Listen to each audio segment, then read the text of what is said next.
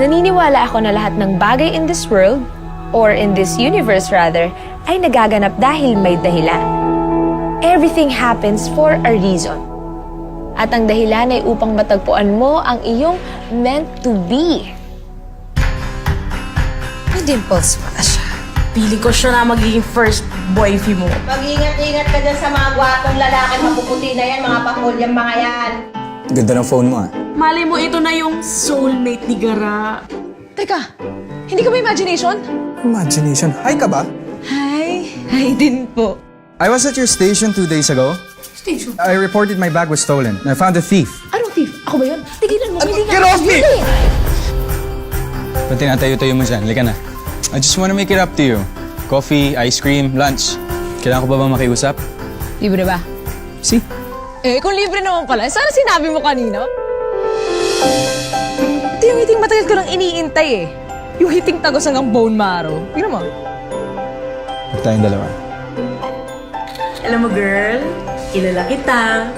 At alam mo, nafe-feel ko, kumukopya ka na din kay Andrew. Allora! Sematta! Scusi, signore! Bagay kayo ng boyfriend mo. Hindi ko naman yung boyfriend eh. Friend lang. Yang tataa! Hindi nga. Hindi ka pa nagkakaroon ng totoong heartbreak kasi hindi ka pa in love. Kaya nga na-invento ang glue para kahit gaano kawasak ang isang bagay, pwede pa rin mabuo. You're meant to be with someone who makes you smile like that. Alam mo si Gara, katulad ko yung magmahal. Lahat ibibigay.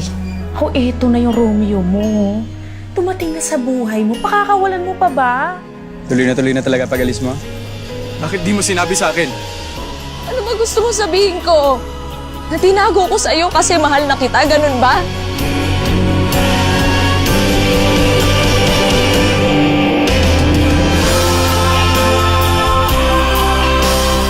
Alden Richards, Please don't break my heart like this.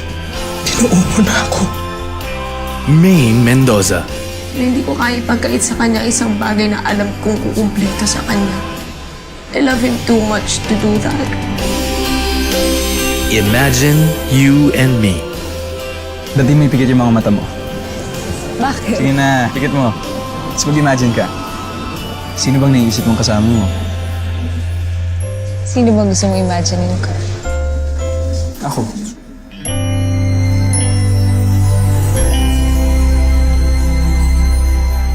A film by Michael Toviera. In cinemas, July 13.